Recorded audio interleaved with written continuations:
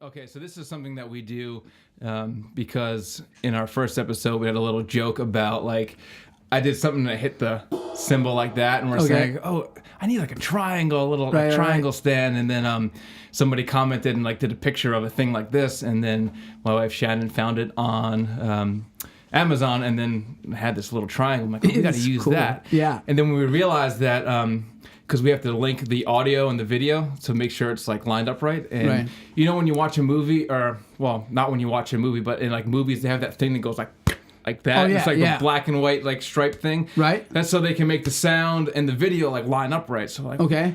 Let's use this thing for that. Yeah, yeah. And so we wanted to use this as our little... I love that. Here, you can do the chime. Yeah. All right, okay.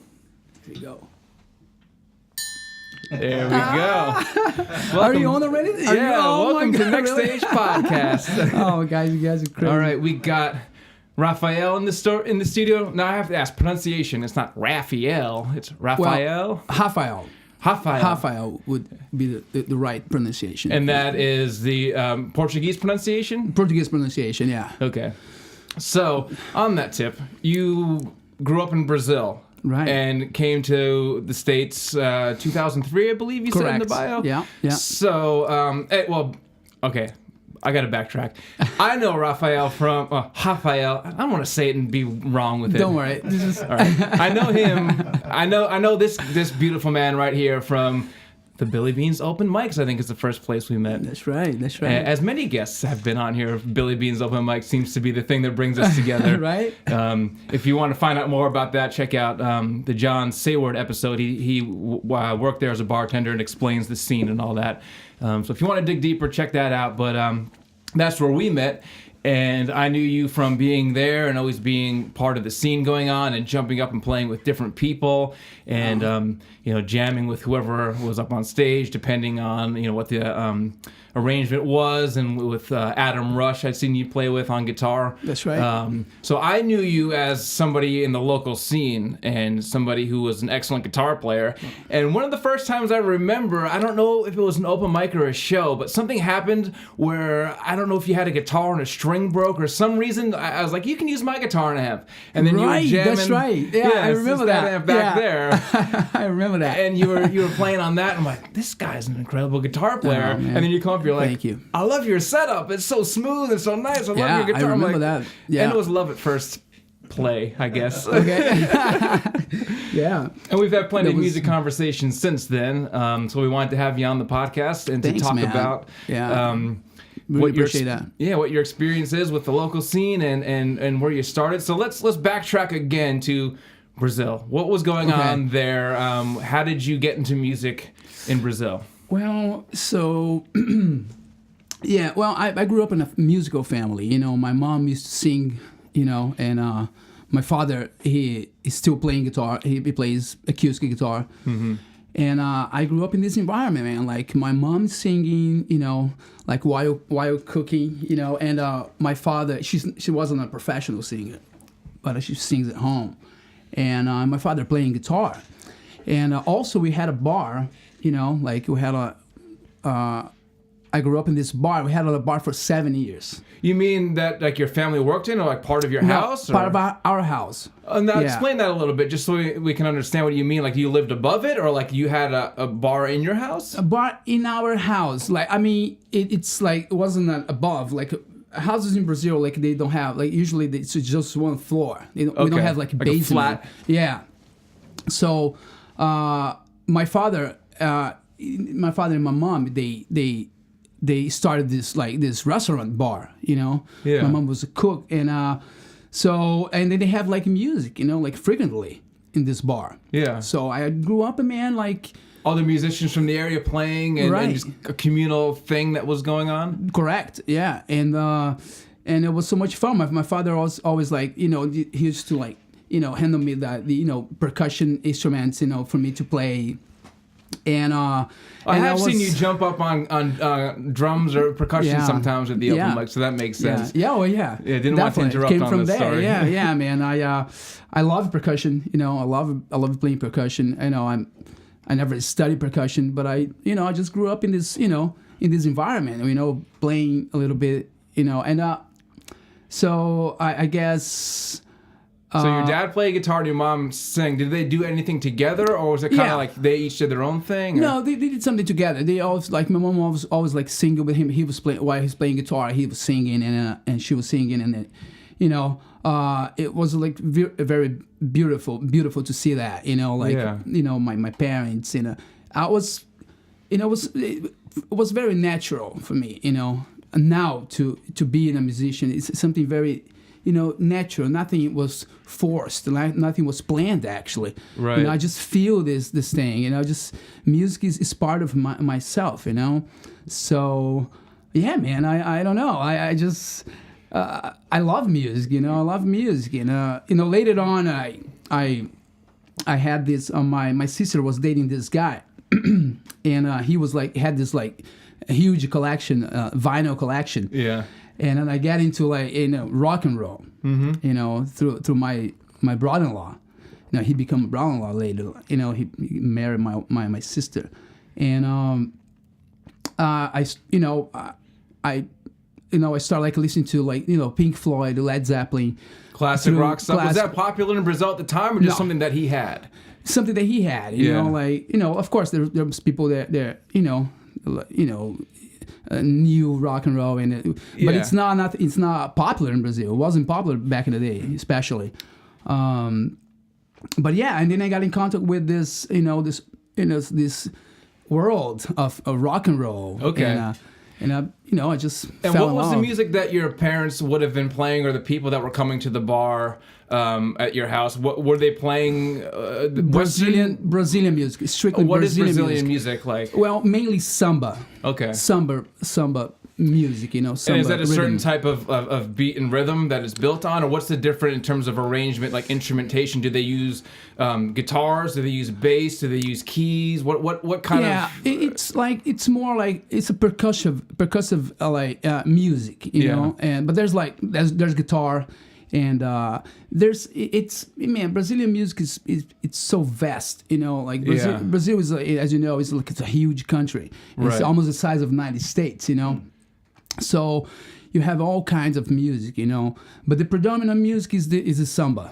Okay. Samba music. So yeah. you were used to growing up with hearing more samba music, and is that what Absolutely. your father played as well? Yeah. Okay, so that was your sort of introduction around the house, just in the air with the cooking smells and everything else. Yes, It was just in your yes. blood. Absolutely. And then yeah. you say rock and roll. What is this thing? Had you heard much Right. rock and roll before? Or was that your first? No, my first encounter with rock and roll was, I would say, with my brother-in-law. With this. How'd that happen? He just said, "Here, listen to this record," or was he listening to a record? He said, "What is that?" Yeah, I just got curious and it started putting some records on it, and he, of course, he was listening to it on the daily basis. He was always listening to rock and roll, and he had a Frank Zappa albums. He had a lot of Frank Zappa albums. Okay. And shout out Connor again. right, I know. Yeah, we had some conversations, me and Connor, about that. Yeah, man. And Frank Zappa was a big one, a big influence on me, growing up. So I noticed on the I'd asked you before coming on, do a little YouTube playlist, put some songs together, and Black Napkins was one of them. Oh Frank my God, Zappa. Black Napkins. Black So that Napkins explains that was an introduction for you into rock and roll. I'm sure there's more. Right. But that was, I can see the personal element in why you chose that song. Right. And were you playing anything at the time that you heard that stuff? No, I wasn't. I wasn't playing anything. I was I was a teenager, and I was just curious and exploring, So yeah, but that after listening to Zappa and Led Zeppelin, those classic rock bands, Pink Floyd. Yeah. I started thinking about I got have to do something, I gotta something was to engage with that. Yeah, and then a little later, when I was probably 18, I started taking lessons, guitar lessons. Okay. Did you have a guitar before that, or see anybody playing, or your father played? Yeah, I had acoustic guitars in home. Growing up, I had several acoustic guitars. Was it something that you played much, or was it just kind of sitting in the corner and every once in a while pick it up and? Yeah, I wasn't. I never I wasn't that interesting. In playing guitar at all. my father used to play, and he never taught me anything actually. Yeah. I just saw him playing, and It's just a thing he did, and you're like, oh, that's what he does. I don't do that. No. Yeah.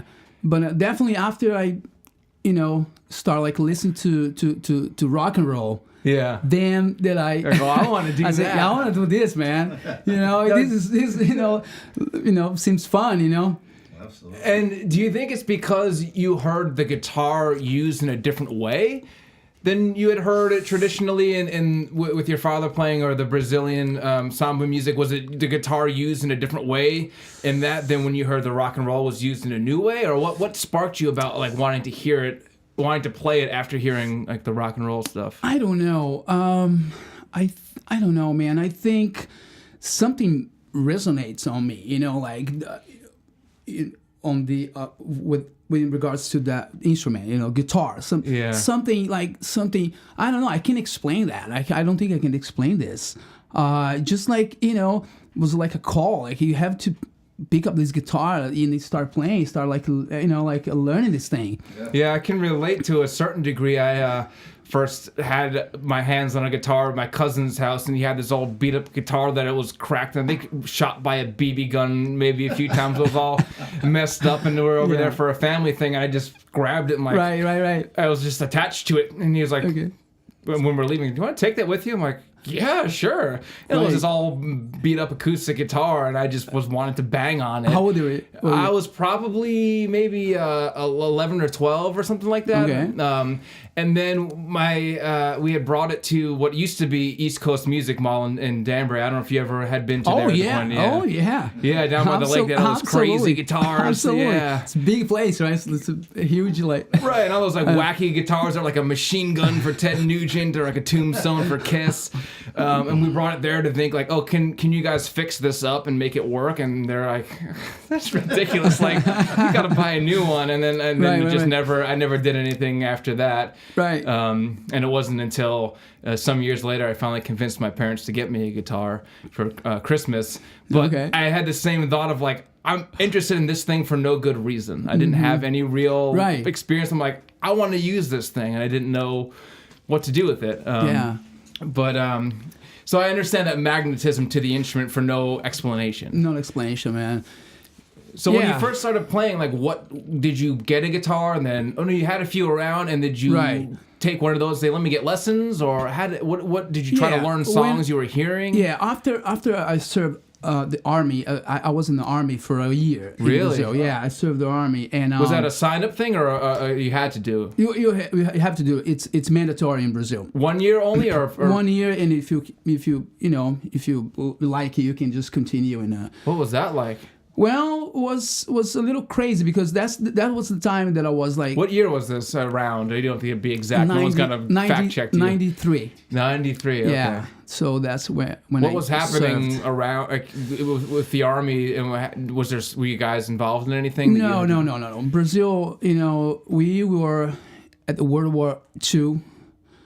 But after that, we never got involved in any other, conflict or anything. So it wasn't an active duty thing? No. Just like training, basic training. I think that was valuable, man, for me. I was a little like spoiled, in a way, growing up.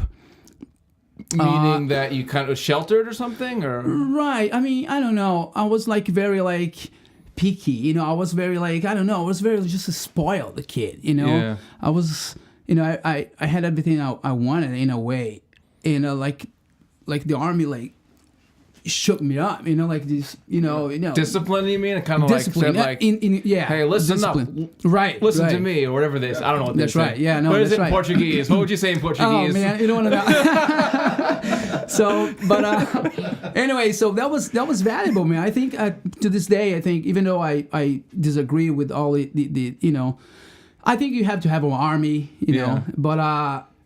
Anyways.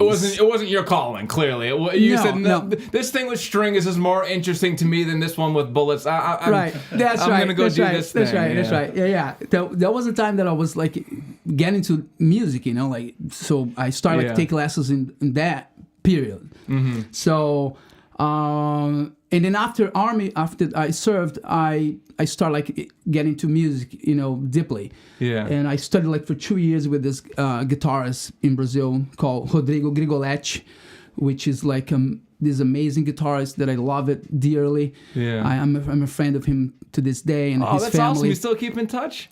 Oh yeah, man. definitely. And I saw his son. His son's like I think he's 20 years old now. Yeah. We had so many parties in his place, and it was great. And he's a great musician. So he was teaching you what you wanted to learn, or was he like teaching like traditional style? No. One second, I'm just gonna move this over just a slight bit. Sorry. Sure. Just a slight housekeeping thing. Just wanted to make it a Right. little more cozy for you. Yeah. Was he teaching you what you came to him and say, "Oh, I want to learn this rock and roll stuff," or was he saying, "Oh, you have to learn samba"? No. He was into rock and roll too. Okay. So heavy metal, actually, to be precise. Oh, that's big down in South America, man. I love metal, so it's like seeing those like Iron Maiden tours where they fly their own plane to these little places that they couldn't get paid for by the record label, and people would like quit their jobs to go see Iron Maiden. Like, that is so amazing. Right. The fervor for it is like nothing else. Yes. So he was in a metal band, or he was in a metal band, the best metal band in the area in that time, and I tried to be his roadie, because I was getting. I'm gonna try to get involved. Put your head in that culture. Put it in everything. Yeah. But I think I never got it that gig. Like being like his role. He was touring. He was doing like Anyways, but he taught me a lot of things. That I wanted to learn. I learned mostly soloing guitar, like scales and stuff like that. Okay, like all the different modes. Right.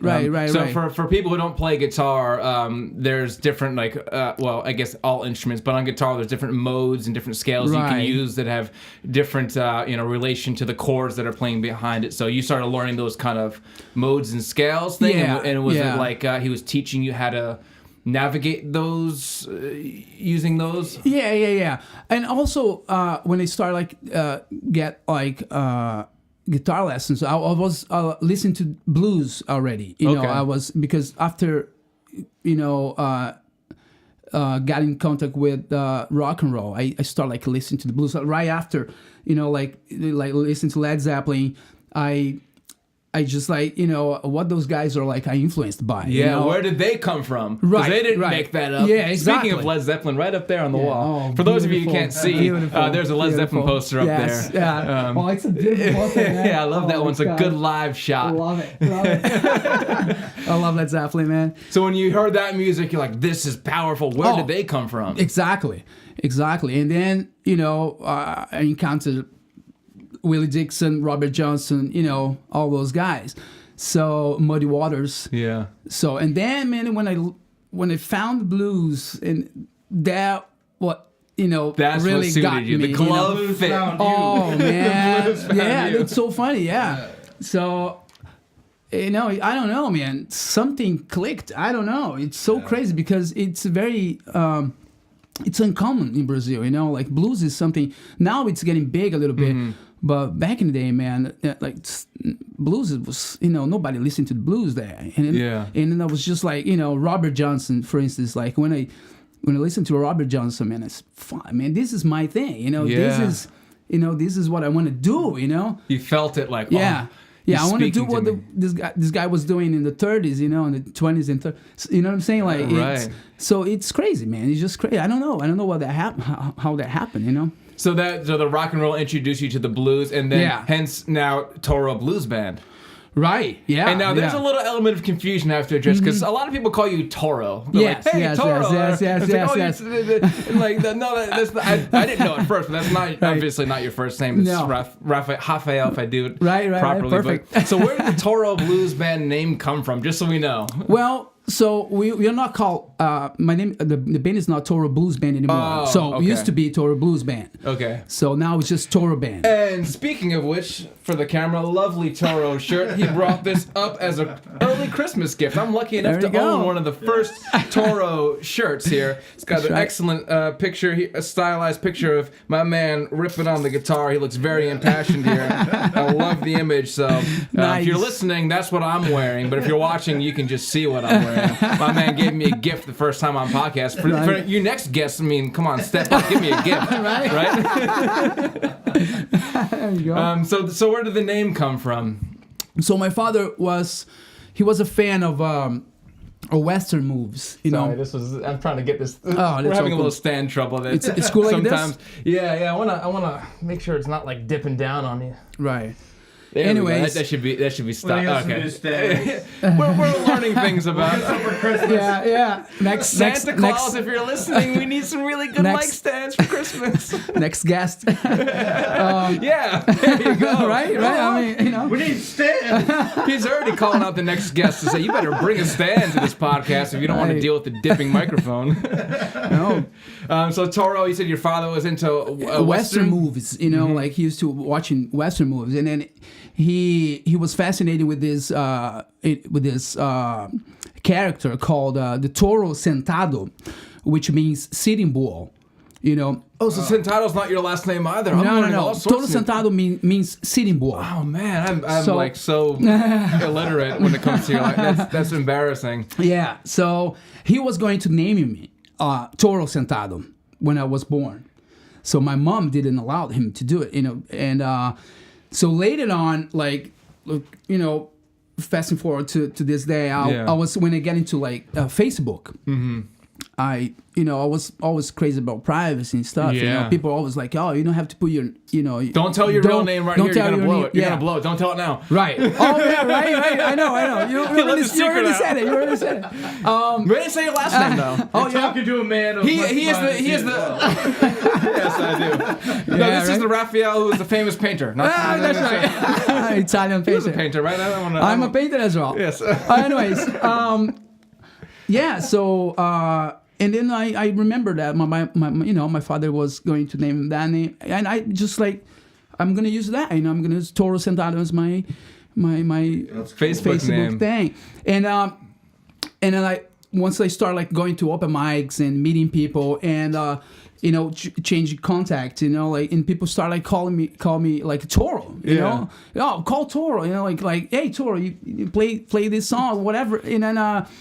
I just had the idea of name my band as Touro Band. Yeah, well, that makes sense because it's a moniker that was almost given to you. It was a name that was almost given to you. Exactly. And then when you got to music and then to Facebook, you're like, well, I don't want to use my given name, and that's another identity of you as well. But besides that, the fact that who Sitting Bull was, he was this revolutionary, Lakota Indian that, lead his people to, this resistance, from the U.S. government, policies back in the day, and he got assassinated. So that whole story fascinates me as well. So I embrace that because I always I'm always curious and curious about injustice and all of that. So that leads to, I would say, Bob Marley, because you put a Bob Marley tune on the playlist you made, and rebel music, but also the resistance in Jamaica, and all that encapsulates in Bob Marley's music, which I grew up with a lot of Bob Marley music. Right. And does that relate in the same way? Yeah, definitely. Well, yeah, I had different moments in my life musically, crazy moments. Yeah. So I remember being with my my brother-in-law's brother in the car once. I was I don't know how old they were, and he put this Bob Marley song, that song that I sent it to you, yeah. And I was laying down in the back seat of the car, almost asleep, and then I heard this bass line, just coming through the speakers, seeping into you. Yeah. Tosh just. Man, when I heard that, Bunny Whale. Bunny Whale, Yeah, no, Peter yeah. Tosh. Wow. no, oh yeah, Our producer but needs to anyways, fact check a little bit let's more. not, yeah. But anyways, man, when I heard that, Apologies, everyone. Sorry, Bunny. He's the only one still alive. And apparently he's hates Snoop Dogg. Because he fake Rasta stuff Snoop Dogg did. I don't know. Anyway. I might have to edit that out. good coffee, by the way. Oh, yeah. And It's Brazilian coffee. oh, that's right. So, man, when I heard that, man, so again, I had like different moments in my life where music just got into me, like, and that I remember those moments. Yeah. There was the moment. There were very powerful moments in my life. And I remember to this day, man, like this bass line, it kept dum dum dum dum dum. I said, man, this is amazing. Yeah. And yeah. Anyways, Did that in terms of, you said samba is a very rhythmic music and reggae is, to where in reggae the guitar is almost a percussion. Right. It's not. It's almost right. like that little thing they do. Oh, yeah. It's not really like a main instrument. It's more like a percussive. Do you think Yeah. samba and reggae have those in common, where they're using many percussions? And did Well- that speak to you in that way, or not well, really? I don't think I don't connect those Yeah. those rhythms. I just I think like reggae is, I don't know, man. It's hard for me to explain that. Yeah. Just like those rhythms are different. Yeah. But they are all true to what they are. I guess I meant more as the other instruments function. Like in reggae, the guitar is secondary to the rhythm. Is it that way in samba, or no? Is Not it, really. no. Not really. Not really. I don't know a damn thing about samba. No, I'm trying no. to pretend. No, yeah, no. But I think just like music that are made with like heart and, Okay. and true. That's what can So really. that Bob Marley tune, the bass Oh, line was man. creeping into your head, and then Oh my God, man! To this day, I mean, I just love Bob Marley. I just love reggae music. You know? did that one song make you want to go further? Oh yeah. Into his, Oh yeah. Oh definitely. And again, my brother-in-law had a lot of his several like Bob Marley albums, vinyls, and then I got into that. Very deeply. Yeah. Bob Marley was a big one in my one of my influences. Yeah. So you had Led Zeppelin, Frank Zappa, Bob Marley, Pink Floyd. Like, what other bands were Yeah. you listening to? And in Brazil before you came to the States? Because we're gonna get to when you came here. Yeah. Well, in Brazil, so again, we had a lot of bands in Brazil that were like doing, revolutionary stuff. Like so, we had the Mutantes. The Mutantes was a 60s band in Brazil, well known, throughout the world. What are some songs by them maybe people can check out? Do you know any songs that people, if they're listening, may want to check out a song by them? Oh my God, by name now, I can recall by name. I'll That's put okay. I in the didn't know if you link. had a thing. Put it in the link I'll later put in the on. link We can later. get on. I like to link these things together because after I the never fact. actually, I'm never like, I'm not into like names and stuff. And You hear it, you don't know what it's called. It doesn't. Exactly. That was before there was internet radio that shows you the name at the same time. That's It's like, right. oh, That's it's just right. in my ear. Yeah, and especially in regards to like American music, because I was like, I didn't know, I don't know what they were saying, even like Zeppelin, I was listening, the sound got me, Oh, that's very interesting. The language, I didn't think about that. Exactly, because the language, I didn't know, I didn't know English back in the day, and I still to this day, I'm still, learning and all of that. Right. But it's the sound, man, the sound that. So that's got incredible me. that the stuff impacted you on an emotional, physical, or personal level without the lyrics even being understood. So Yeah. that shows like music's universal. Exactly, absolutely, no doubt about it. All you have to have is like ears to pick it up, and anybody who has working hearing, I'm sorry if some people don't, that's unfortunate, but when it hits you at the same time, there's no translation of the sound. It's just the feeling that it gets. So Feeling, that's man. incredible. Feeling. I didn't even like consider the language barrier that you were into this stuff without even knowing what they're saying. Yeah, like, that's I right. want to get into this music. Right. And then did it, was there any like revelations when you like learned English in the lyrics where you're like, that's definitely. what they're talking about? Yeah, or was it like, definitely. was anything like weird? You're like, what Yeah. the heck? Or Well, was it yeah. more like, oh, that's cool? I Or- was a little frustrated with Led Zeppelin in regards to lyrics. Yeah. When but this is awesome. Continue. Right, right. Tell me what you were frustrated about Led Zeppelin lyrics. No. I mean, I just thought it was going to be more like, way deep and Profound. profound. Maybe I'm not fooling. Yeah. You're like, what is Right. So because Brazilian music is very poetic. Yeah. In terms of lyrics. So they're all lazy lyrically, and you're No, there's The American way. British way apparently. Hey, don't listen with them. Oh man. too much coffee. You're 0 for 2 on this one. No, yeah. Bunny Wailer was British, and Peter Tosh was American. You're learning the best about music tonight, guys. You have no interest in. Yeah. Oh man. Yeah, man. So again, like Robert Johnson, listen to Robert Johnson back in the day. Yeah. I have no idea what he was saying, but that music resonates on me. Just like I don't know, man. Just something there. Something that, grabbed you, and it was so it was probably the feeling and the vibe more. feeling, Yeah. and the truthness about And I agree with that. I always say that I'm more interested in how music makes me feel than in how good it is. There's plenty of bands that people like and say, "Oh, this band's great," and when I listen to them, I'm like, I don't feel anything. Right. And unfortunately, the Beatles is one of those for me. I can listen to it and agree it's perfectly produced and great songwriting and melodies, but it doesn't. I don't feel anything when I listen to it other than that's interesting and I'm just going to sit and listen to it. It doesn't make me want to move or do anything, whereas blues and rock and roll and certain things make me want to move or it hits me in a different way. Right. So right, I can understand how you can feel that even though the lyrics are not something you understand. It's not important. Yeah. It's the rhythm and the tones of the music that were getting through to you. Yes. And saying Yes.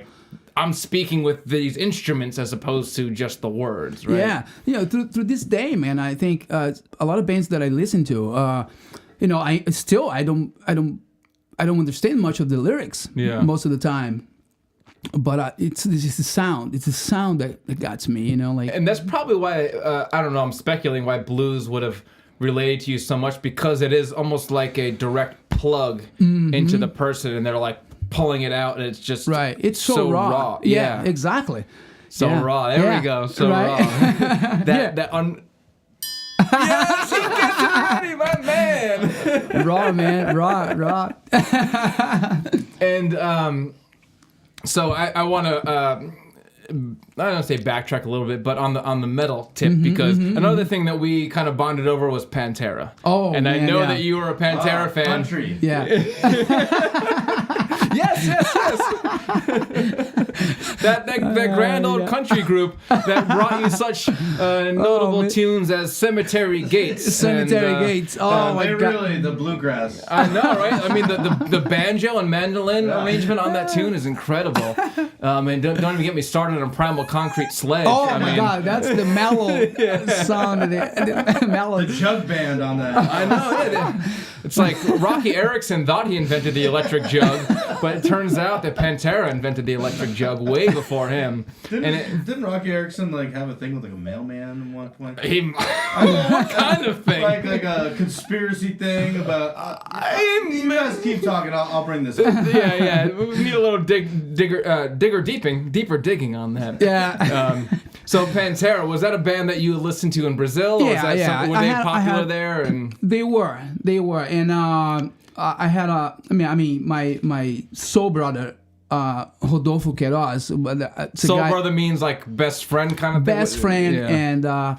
and we What's had a his name band again? together. Rodolfo Queiroz. He is we had a bands together in Brazil. He was another guitarist. He's great. And we were very into Pantera, man. Yeah. I mean, again, we didn't understand the lyrics, but it was the sound. It was the this energy. you know, and we were teenagers. You're like, you know, like that's all you want. You know? So like I'm pissed off and I don't know why. I'm angry, but I don't know why. That's it. This guy is too. I like him. Yeah, that's it, man. And he ended up like going to like several Pantera shows. I couldn't, unfortunately. I haven't, you know, I couldn't see them live. But yeah, there was a period of my life where I was into metal. Pantera was one of the, you know, Slayer, all of that stuff, you know. Megadeth at all? Oh, absolutely, Megadeth, absolutely. But that was before rock and roll. Okay, so you heard metal first. Yeah. Oh. Yeah. So it's you know, I can keep track of. You know, no one's gonna research this and prove you wrong. I know, but right? But so you connected with the metal first, and then later the blues. Later, like rock and roll, and then blues. Yeah. You know, it's funny, right? Because I can backwards. Same thing for me because I started on acoustic guitar, and then who I was taking lessons from a guy named Rob Volpentesta around here. Hey Rob. Hey Rob, how's it going? Shout out. His band, he has two bands actually that are going on now, Sacred Oath and Soundscape. But he was a big metal guy. Okay. One of his bands, Sacred Oath, was kind of a pioneer of American power metal. And he got me into the metal stuff, got me into the same things you were saying, you know, of course, Led Zeppelin, but then Randy Rhoads with Ozzy Osbourne, Black Sabbath, Megadeth, Metallica, Pantera, all those. He introduced me to the metal side of it, and then I got an electric guitar pretty quickly after that and started learning a lot of that stuff. Right. And it wasn't until he moved back out to California to be out there and was working on stuff out in California and recommended me to another person to take over my lessons.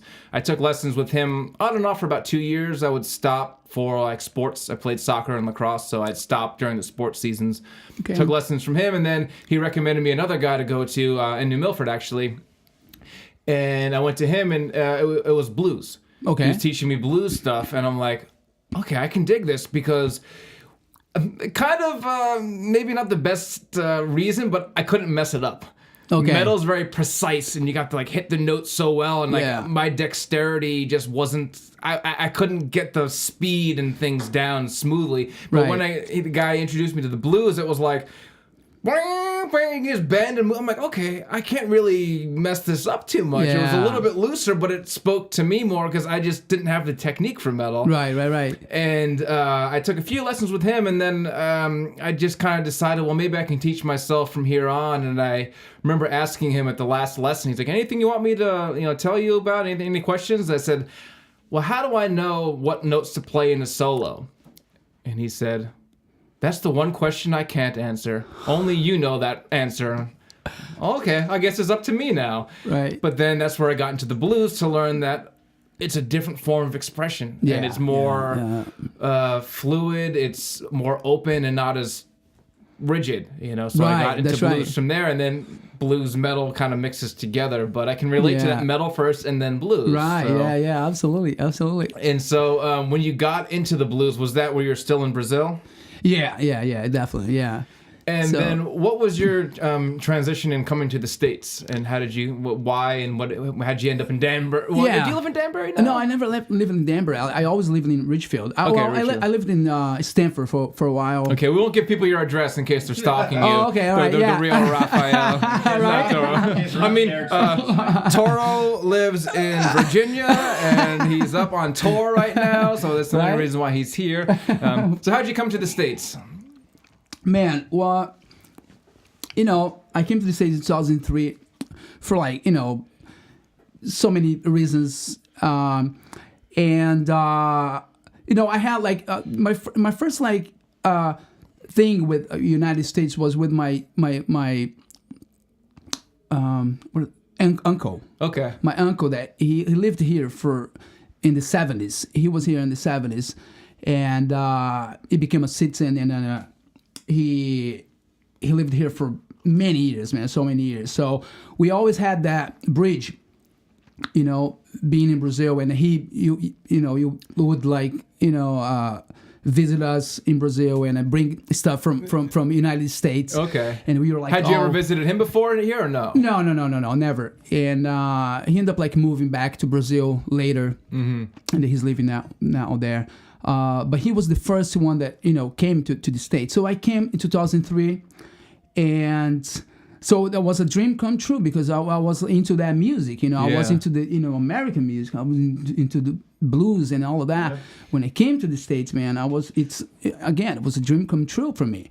So, and then I start like, as soon as I got here, I start like, where's the music? Where's the, I was, searching for where, in my local area, Did you move into Ridgefield right away, or no? So I was in Stanford first. Okay. I was in Stanford for a while, and then I moved to Fairfield.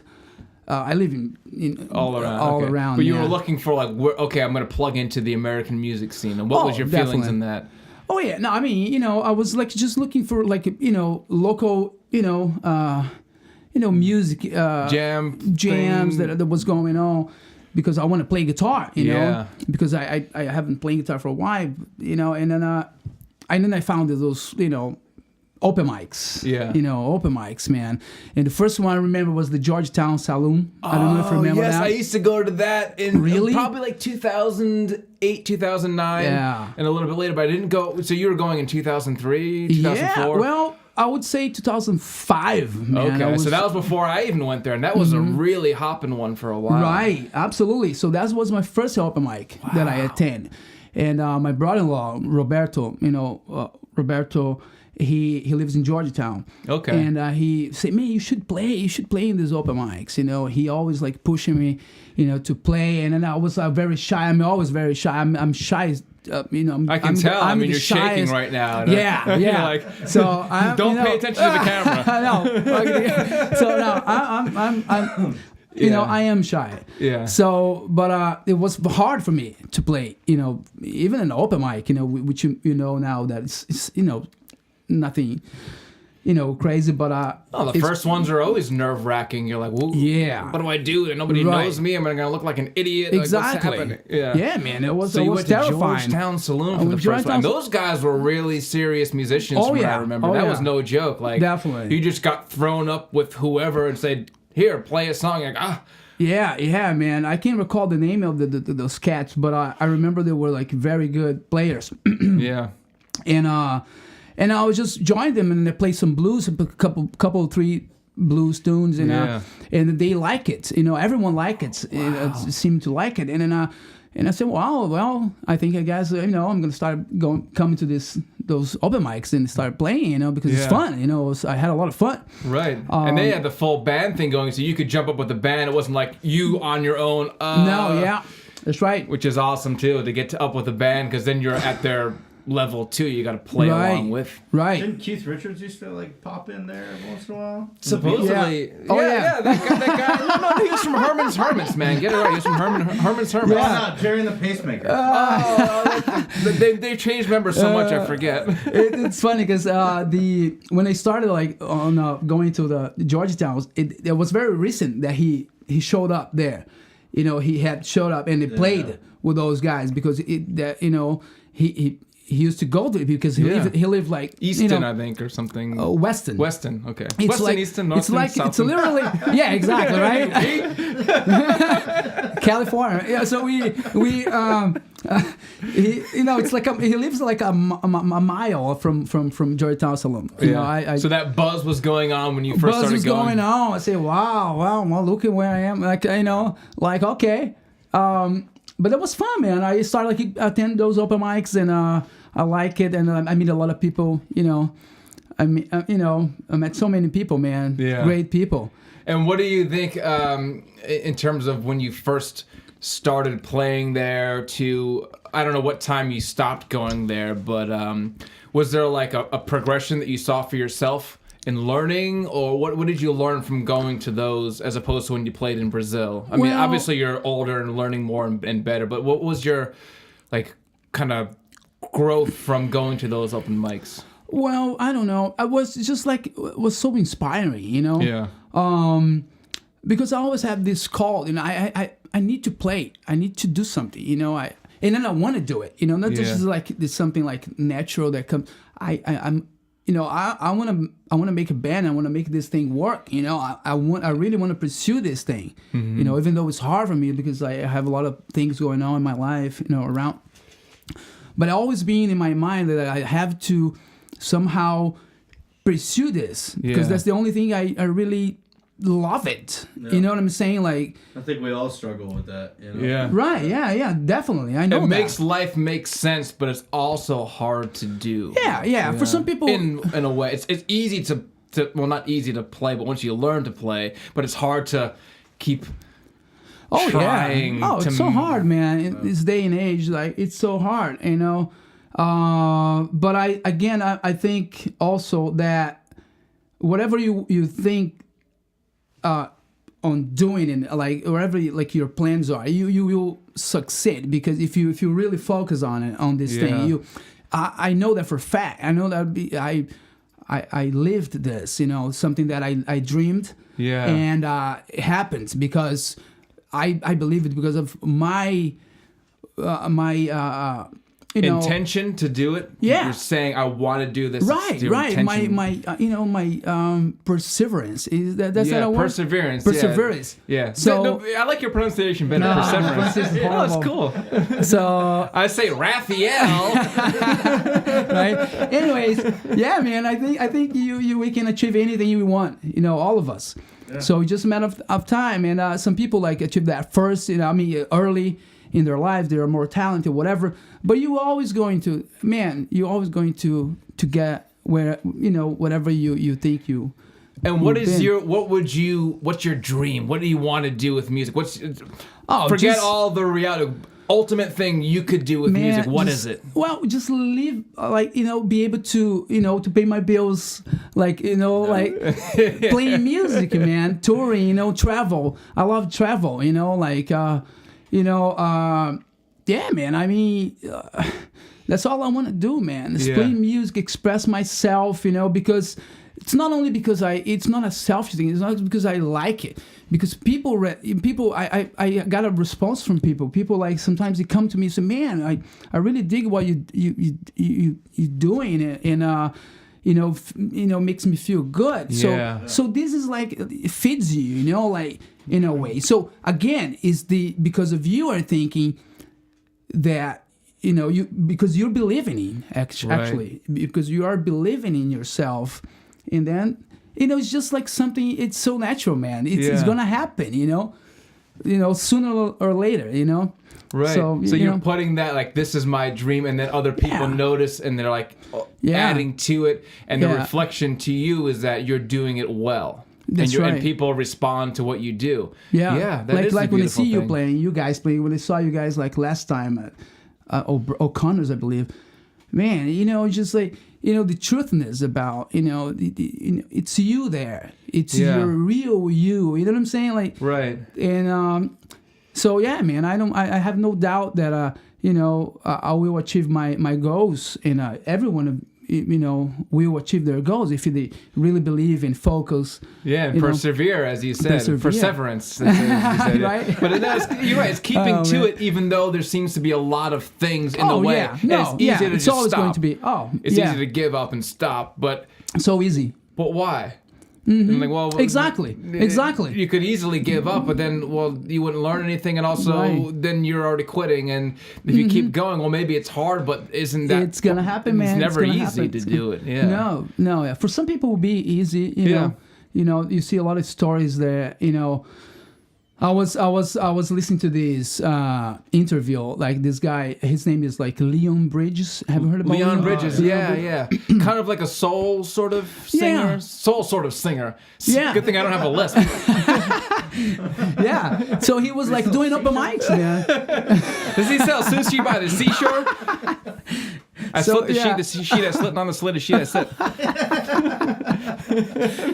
Okay. So anyway, Leon Bridges. Right. Yeah. Well, he was like doing open mics, man, and then. Wow. I think I don't know if it was Austin. He's from. I don't remember where he was from right now. It But makes anyways, sense if he was from Austin. Austin. well, yeah, it's Great. Yeah, I'll make sure it's you're a- onto the mic. Right. You can. It's hard to remember Okay. that. We want people to hear your voice well. right. So my Leon beautiful Bridges was voice. somebody that recently grabbed your ear, or what you were Definitely, seeing as an definitely. idea of Yeah. somebody who did it. Exactly. So that's what it was recent that I was like listening to that interview, and he was like playing his acoustic guitar by himself in the bar, like 10 people at most, and these guitarists came to him like this. This guitarist had a band. He was kind of a well known in a way, and he said, "Man, these are your songs?" And he said, "Yeah." I said, "So you got to put this on a record." Yeah. And he made this guy. He just said, let's record this, and things happened to him, So that's again my idea. You see that- it happening to someone like, well, it could be me. right? I mean, not? again, for some people it's easier. It would be easier. Right. It would be like but again, I mean, like I have this thing in my life. You believe it's gonna happen. It's going to happen, man. Yeah. So speaking of happening, your new tune, man. I know I got a sneak preview. It's not really Right. released yet. Yeah. And talk a little We're bit. getting free shirts. I know free shirts. I got a free. shirts that are. These are the perks of podcasting. You get free shirts and you get the drop on new music coming out. Right.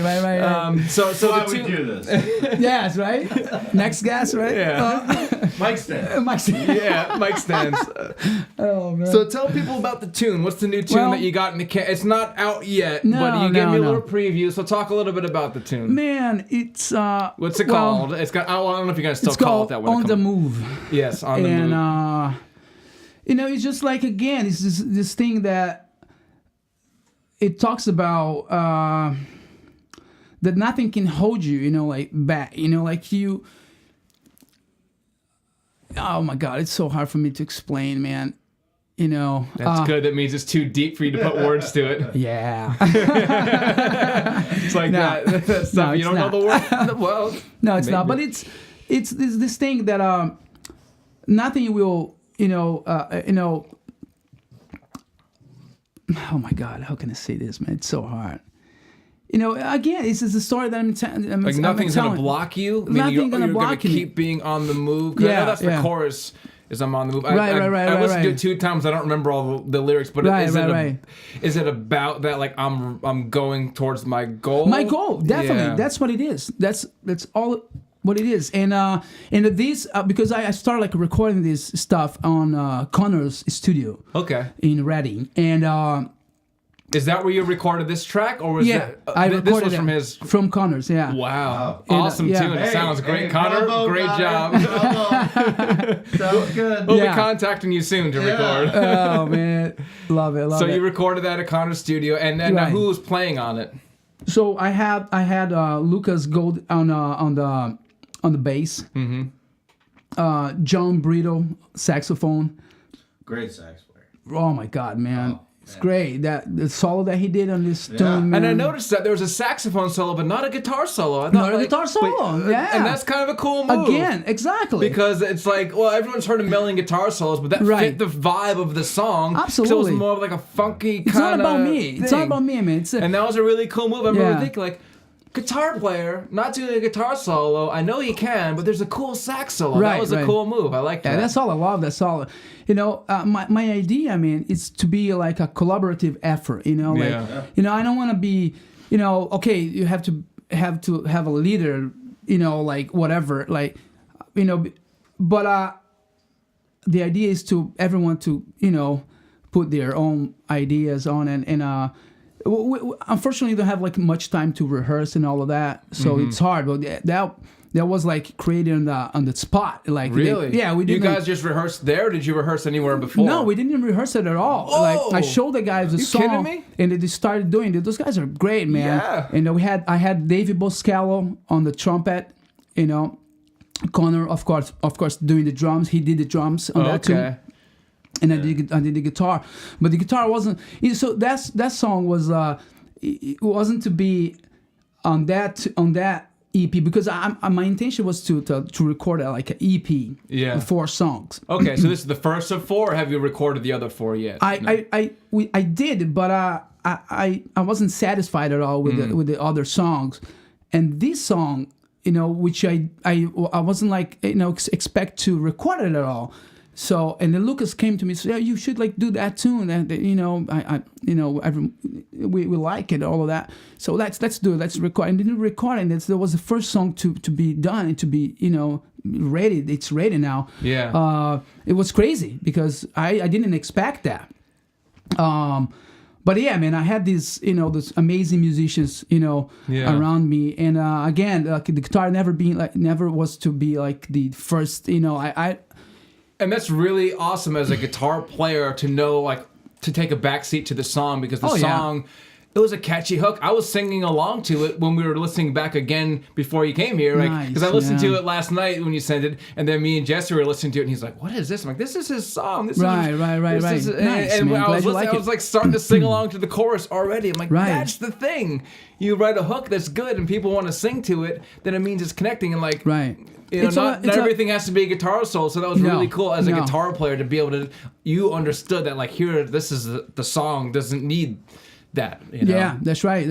Even though I've been influenced by guitars most of the time, but I also other big influence on me was the Fela Kuti. Yeah. Which he used to like work with this orchestra. They have a lot of horns and really good kazoo player. Right. I thought he played the mouth harp.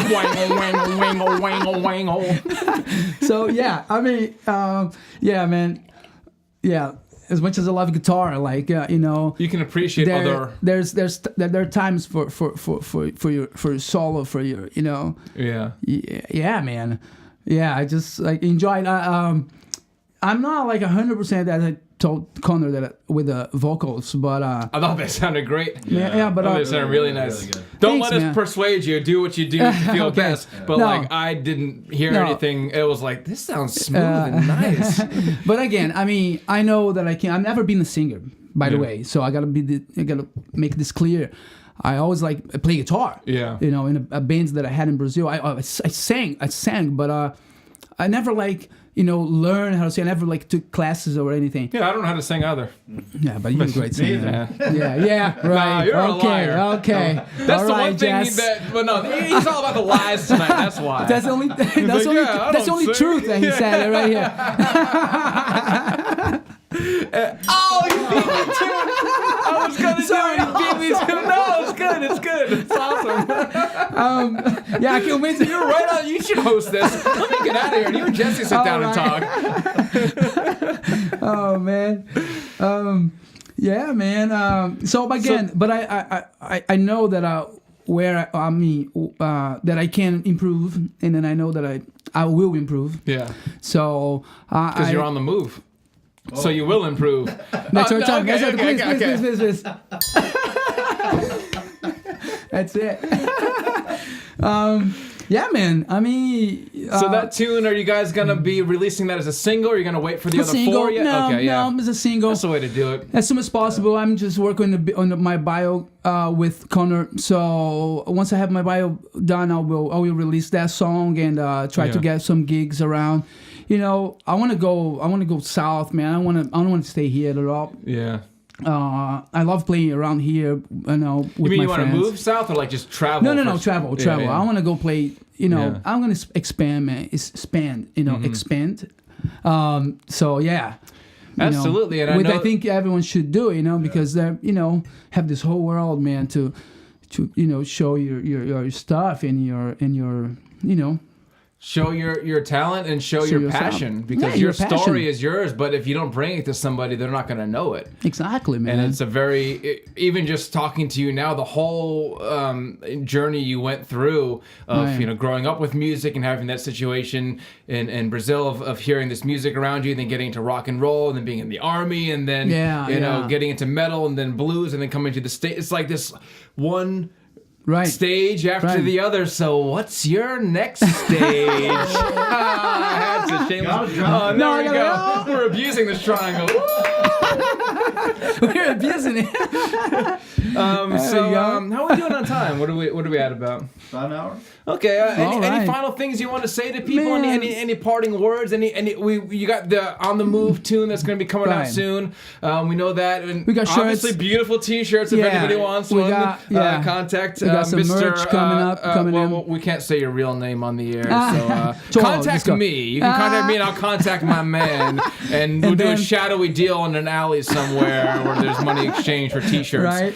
Just- No, it's going to be available on probably at the Bandcamp website. So you can also, I believe, you can sell merch there, and I'll be selling, my shows too. Do you have any websites or things you want to tell people about so they can check you out at, or you're still in the process of In that? the process, Okay. I got. You'll be on again, so don't worry. You can plug that stuff thanks, later. man. I just didn't know if Appreciate there's that. anything you wanted to let people know how to find you in this. Yeah, Facebook, Yeah.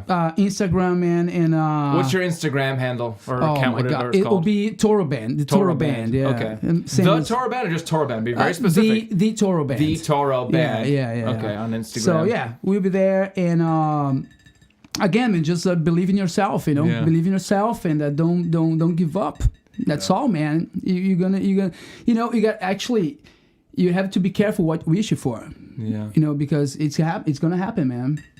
Yeah. That's what I think. That's beautiful, man. Thank you so much for coming on to the Next Thank Stage you, podcast. guys. You've Thank been an you, awesome guys. guest. I've learned a lot Appreciate about it. you and a lot about music, and this was a really fun conversation, to be Oh honest. man! Oh my God, man! I can't wait to come in again. You will be on again, don't worry. Yes, yes. So thanks everybody for tuning in. Next Stage Podcast. Cheers. Thank Cheers. you, Raphael. I'm never going to get that right. Raphael. Perfect. Raphael. Perfect. Raphael. For Yeah. coming on. That's We it. love you, and we'll see you again soon. Absolutely. All right, everybody. Okay. Thanks, Jazz. Tune Thanks, in again. Yeah, man. Scott. Appreciate it. Oh man.